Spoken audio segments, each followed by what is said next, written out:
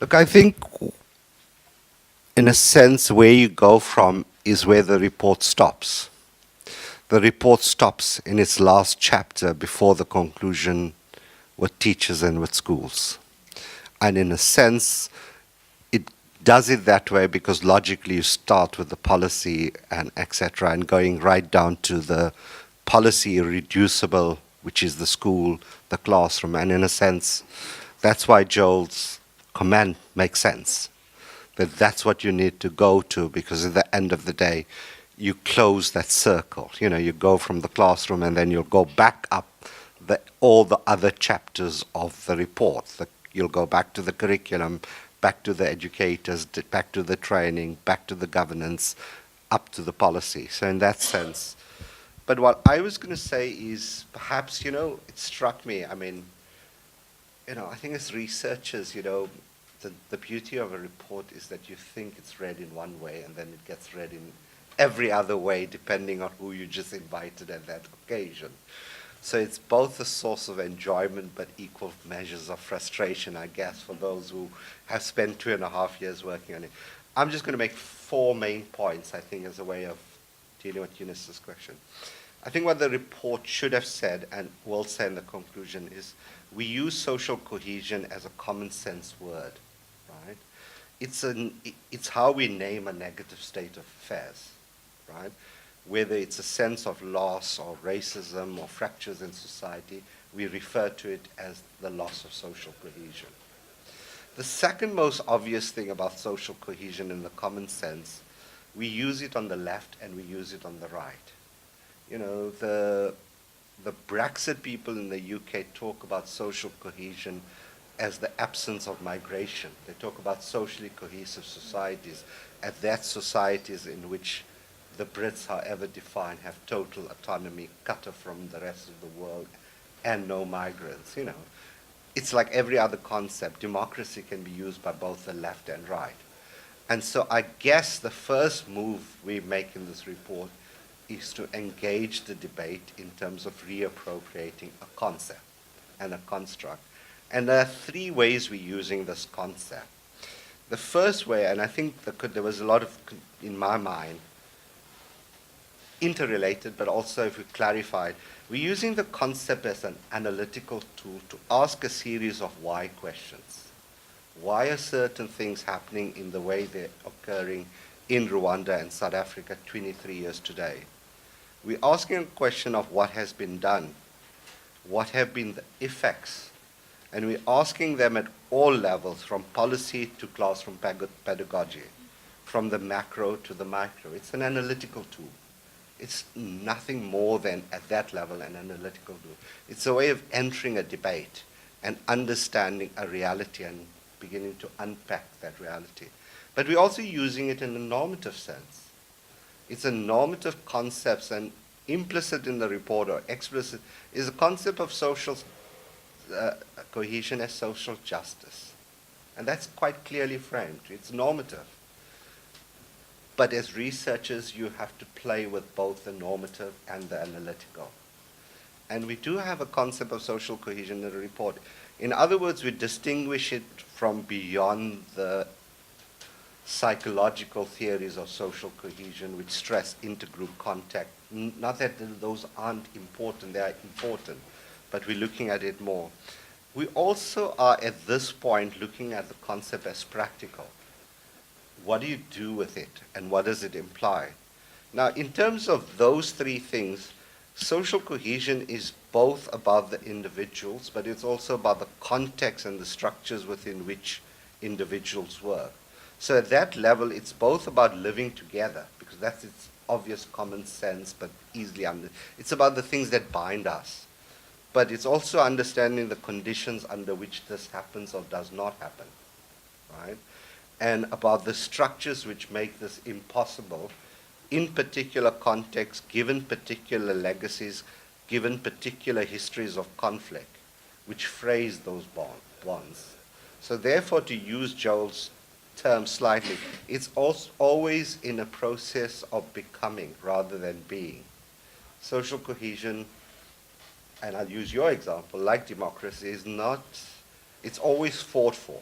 It's never achieved. But it is achieved at a moment in time. I mean, I don't think I want to give people the sense of perpetual fatalism that you're always going to struggle. That's not how you want it. But you do achieve it, but you must recognize that, like everything else, it has to be worked upon. Bonds, by definition, have to be renewed. They have to be struggled over. They have to be conflicted because context change, space change, time changes, history changes, legacy changes, individual changes. If that were not the case, then teaching would be the easiest thing to do. But every year you're faced with a slightly different intake of learners.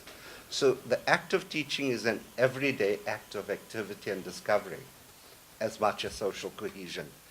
But we tie this notion of social cohesion to teacher agency for several things, because we're using teacher agency in a normative sense, that it's about the recognition that teachers and teaching matter, that they have agency. They're neither victims of structure nor simply voluntarist individuals who can do what they like.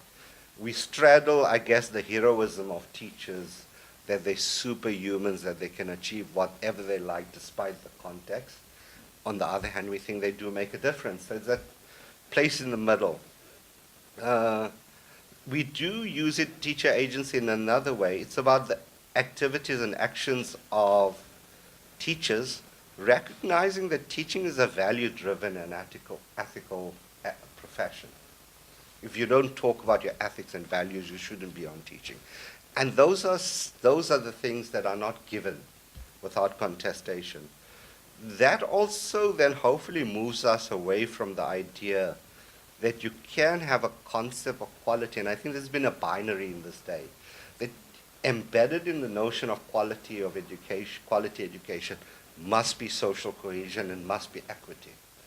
I think the problem with economists and the debates around education is we've made binaries when there shouldn't have been a binaries. You either get equity or you get quality. You either get high achievement in maths and science or you get social cohesion. It's not an either-or choice, and it never should put teachers in an either-or choice, because the very act of good maths results does require an understanding and forms of social cohesion, however defined. It requires those personal attributes of care, about social justice, about commitment to the poor. You're making a value commitment. So social cohesion in the act of teaching at its most basic level is stating up front that the poorest learners in my class will learn, and I'll make that commitment to their learning. It's about that. It's also more than about the technical skills. So where do we go from here? And that's coming to Joe's point. I think first, the most obvious thing is what we're doing today. We review what is there and what exists. And that's an obvious thing. And that's what the report at one level spends a long time doing, reviewing what's there, what exists, what's wrong. But I think the point I made was there isn't a single set of recommendations we can come on. We need to think and act on different fronts and with different methods, strategies, and approaches to different constituencies. Right? So for teacher educators, the challenge of social cohesion is how do you ensure that your student-teacher program responds to social cohesion? For teachers, it would be a different story altogether. It's not the same thing we're asking them to do. For policymakers, we're asking the obvious question whether the DAC's definition, which 9 provincial departments have signed up to in education, is what we want social cohesion to. Do we think that the DAC's definition in education of social cohesion is exhausted by children reading the Constitution at the Assembly every day, participating ISTED Fords, participating in school sports activities? I'm not saying they're unimportant, by the way. I'm just quoting you 3 of the very actions that the DBE and the 9 provinces get measured by. Do we think that's really enough as a policy approach to social cohesion? Again, so can you see, it's different, that's the point Joe's making. For teachers, it's going to be a different thing. For teachers, it's how they relate to teachers, to their school, to the community, how they engage with the learners, what kind of understanding they generate, what kind of pedagogies they have, and how they unstable and destabilize learner identities, but without making it a fatalistic enterprise, So it's about destabilizing identities, because in a society 23 years old, and it's not a long time, though it feels like a long time, we all are victims in one way or another of apartheid, just in different ways. And it's about confronting that, and teachers need to do it. But that means they also need to confront their own identities in their own sense. So for me, the recommendations are not single. They're about what's going to happen in the classroom, what's happening in policies, what do we need to change in textbooks. That's what we need to change in governance structures. Because that's what you would think a systemic and systematic approach to social change in education would do. It wouldn't just tinker with one element, as governments are prone to do, without changing another element. Right? So if you're going to change something, you're going to change it consistently. And just as a conversation, I think she's not here, but will remain unquoted. Government officials said, we got hit by decolonization, and we're speaking about it, but we didn't think about it systematically. We added it as another part of the action plan. We didn't go back to the whole action plan and said which part of that entire DB action plan 2019 must focus in on decolonization. So there are two different ways from a government point of view of thinking about social cohesion, for that matter. So I think for me it's about working on the classroom, working with the teachers. It's also rethinking the training of teachers, but also rethinking the CPDT provision that's given to teachers. Asking the question, who must do it? How can we properly fund it? Lucretia made the point of appealing for money. Is that what we need to do to get social cohesion in the classroom? That seems absurd that we have to, it's not mainstreamed within what we think a system should be doing. And we kind of leave it to the NGOs to do and hope they get the funding to do it one way or another. And we might occasionally give them money, and I'm now talking as a DP. So it's about thinking about it in system, but it's also recognizing, I think Joel's point is important, that whatever forms of social cohesion we think of it, whether we think of it analytically, practically, or conceptually, we recognize it's always tentative. It's always fragile. Right? If it wasn't that, then it would be worth struggling for, because every society and every generation reinvents itself, in a sense. And therefore, the bonds that bind us and the structural conditions in which we live in change over time. Inequality has worsened at one level, inequality has remained, but inequality crucially has differed. And that's the important point. We're not talking of the same racially based forms of inequality. We're now talking of other forms of inequality. We have the rise of an emerging black middle class. It's nascent, it's emerging, it's growing, but it's with a different form of ethic and social solidarity. How do we engage with that? So, in a sense, that's the point of saying that we need to struggle with this. So for me, the answer to the question, there's a lot we can do. But some of what we do is just thinking through this concept and thinking about it as a way for provoking us to think about other things, about why things are the way they are and why they shouldn't be the way they are. So at the basic level, that serves its purpose. But at another level, it's about, for each constituency that's been here today, it's using the report and the debates as a leverage into the discussions you want to have, whether it's about CPD for teachers or initial teacher education, or it's about NGOs asking themselves how they work together, or what kind of it, how do you acknowledge woundedness amongst educators, or whether it's about the HR departments of governments asking themselves why Funza Lushak, PP, and TRIS are not working in the ways they think they're working, or whether it's about Granville asking whether what he signed up to on the DAC action plan for social cohesion is enough and can be more or should be less. It's all about that. So I guess it's also, when you're looking for something practical, I always think people are looking at actions from specific constituencies, and that's the most practical thing you can walk away with, that you got. So I think the 4 universities that were here today, 4 were here today actually, surprisingly. We've got four, or, should actually sit down and ask what they're doing in IT across the four institutions. We didn't study all four, but why does social cohesion looks different at UCT and different at Stellenbosch, different at UWC, and different at CPUT? Sorry. Luckily, my dean is not here, right? But why does it look different? Why does their approaches to what they think about teaching practicum looks different? Yet they all say they're interested in using the practicum for social cohesion and social justice purposes. Yet they end up doing different things. Now, is that a good thing, bad thing?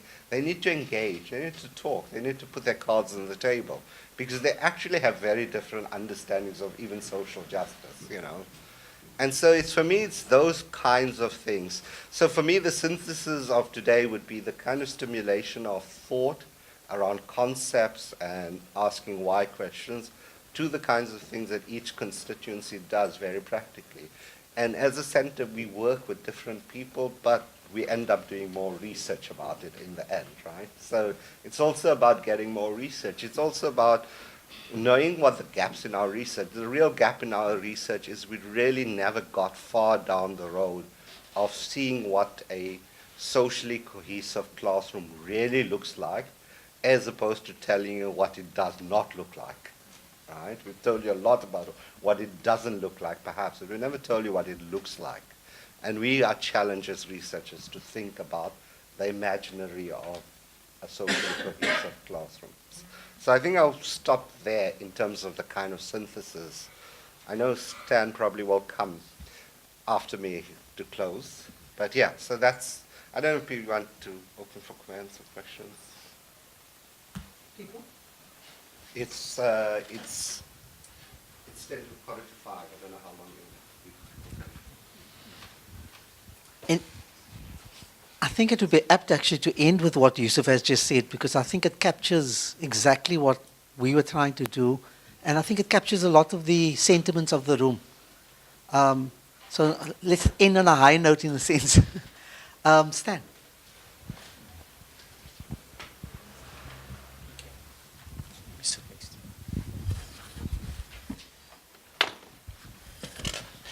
My job is simply just to thank you for being here. It's been our absolute pleasure to host today and the previous days. And our intention has always been that this should be a space for these kinds of dialogues. We are quite intentional in terms of our new strategy at the IGR that reconciliation, IGR, Institute for Justice and Reconciliation, that reconciliation should remain the goal. But our focus should be on what is it that we need to do now in order to get to that goal. And so we quite excited about the way social cohesion is being framed in this document, as social justice. And there's no doubt, we're talking education here, but just looking at the broader South African society, there's no doubt that there is a need for a new social compact. And I think that the education sector is a sector where we can actually contribute to that new social compact at a level of the next generation. Because this generation will still be fighting about what should it look like and so forth. But, I often say to educators, particularly when we have to address diversity issues in schools, that, we must be careful that we don't educate our children for this time.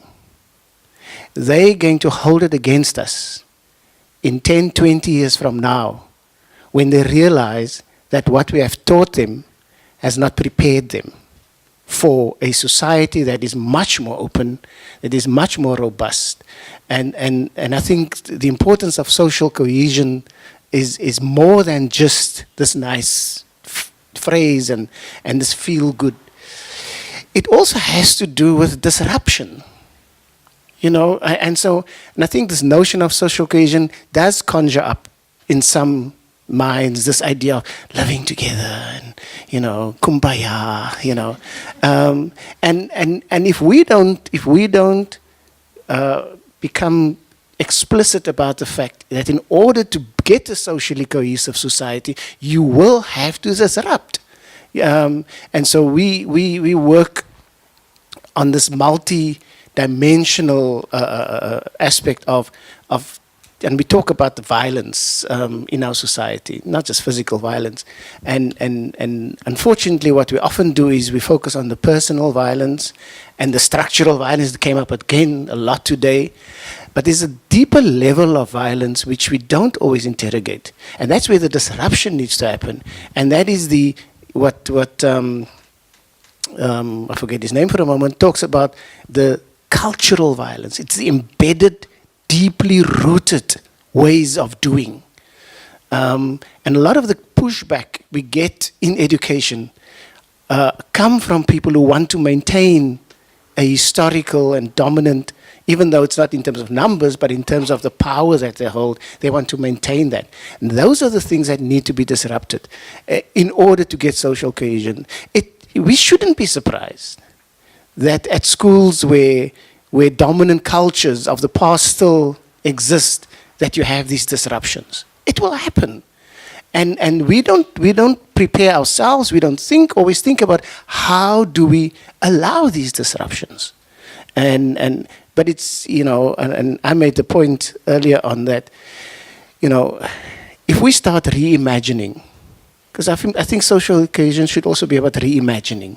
If we start reimagining what the society is that can exist, it could be deeply problematic for some of us, because that means that we have to let go of our areas of expertise and be open to something that we've not entertained before. So we are very excited about what happened today, and certainly from where I'm sitting, it has given me a lot of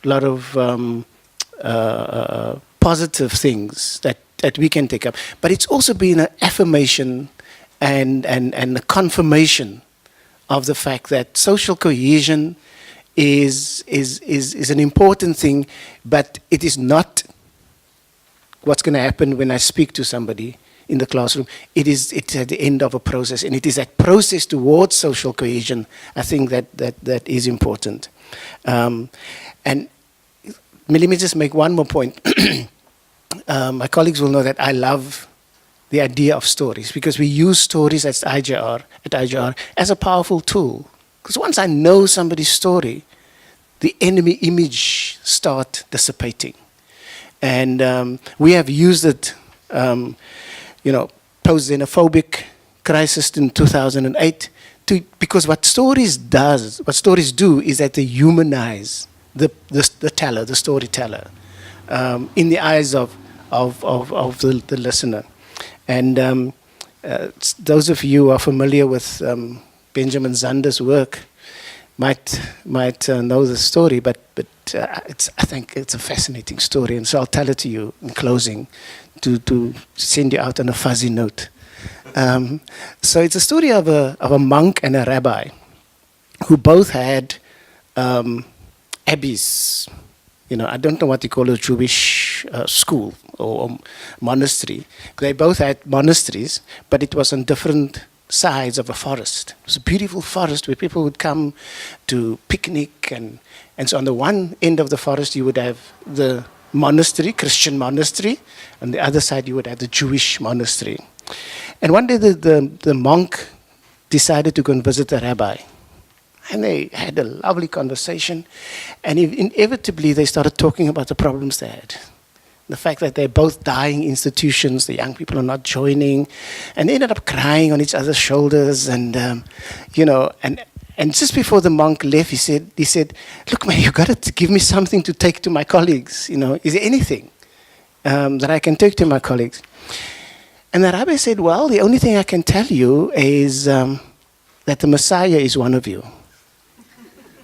And he left and pondered on this, and his mind started going, and he started thinking of everybody.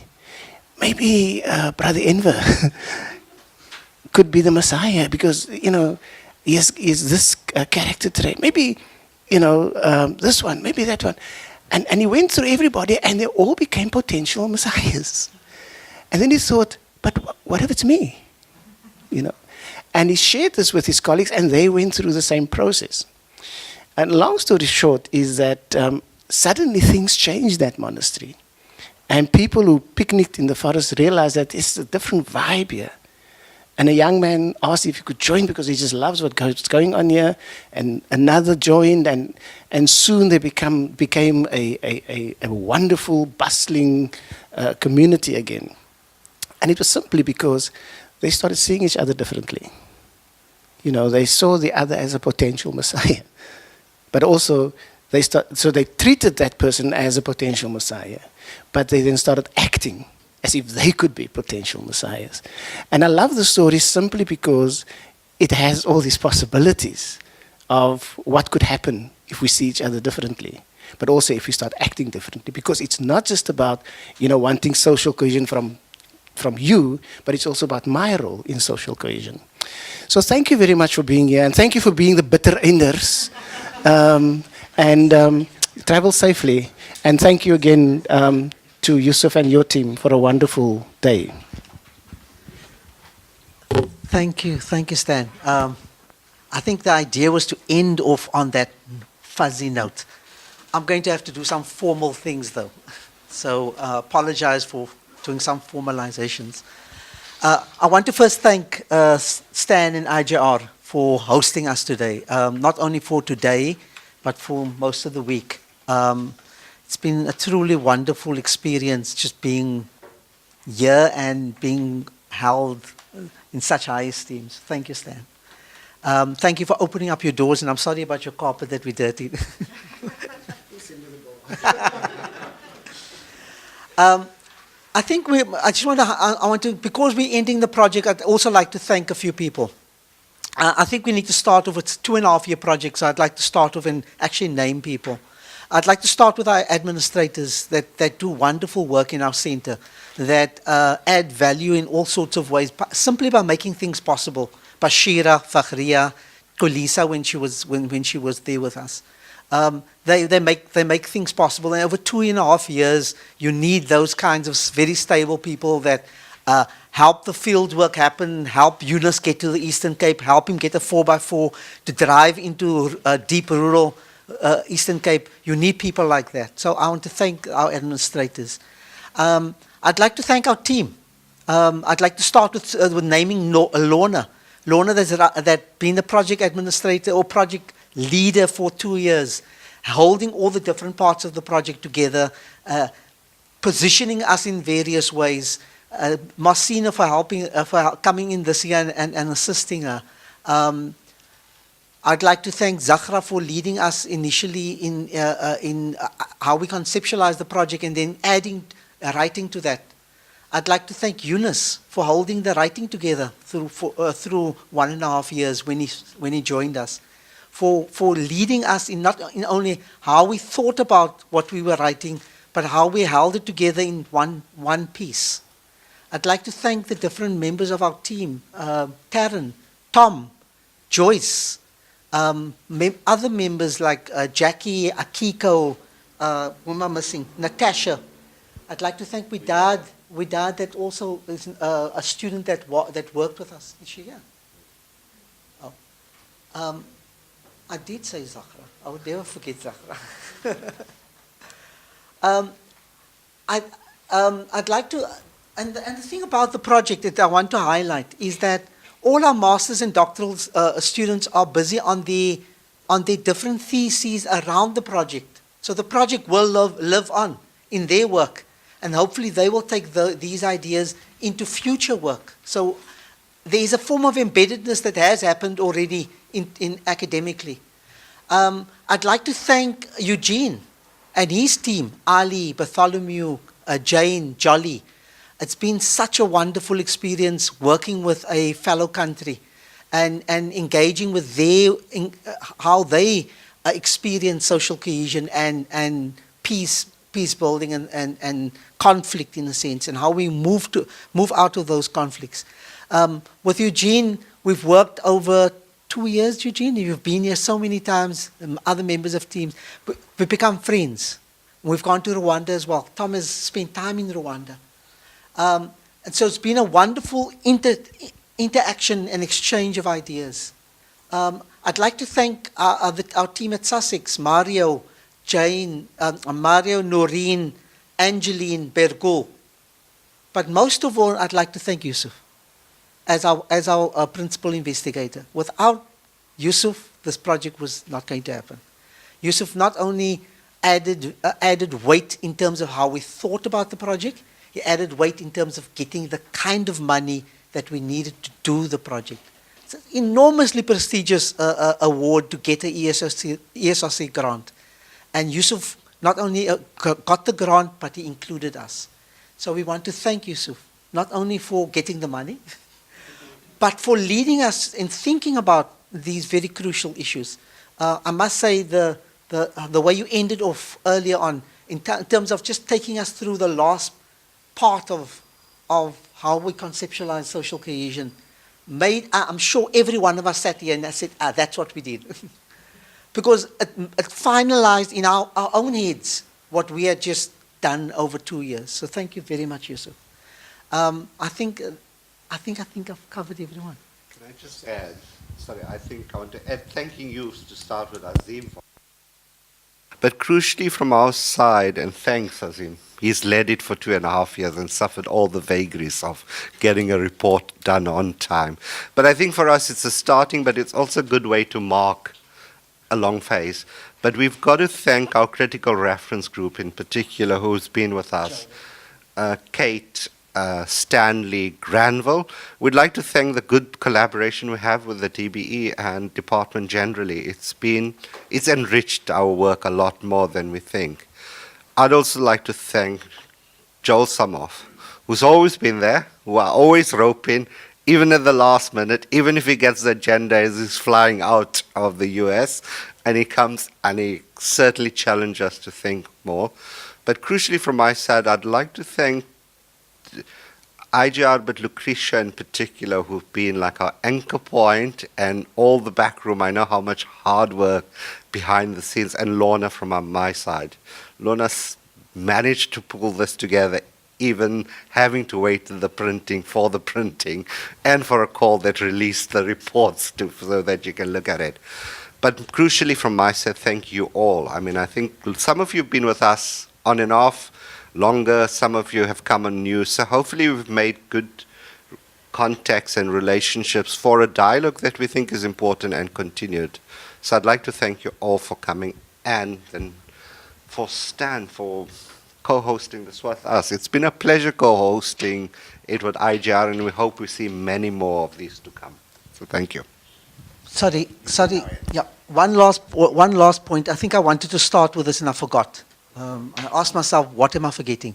The most important thing, the most important contributors to this project were the people that we interviewed.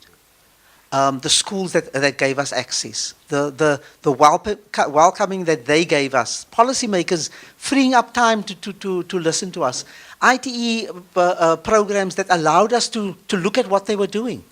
I think we'd not be doing the right thing by not thanking all these different contributors, because we speak about social cohesion and we speak about a country in strife, but here were people that opened their time and opened their doors and opened their hearts to us and allowed us to speak about them.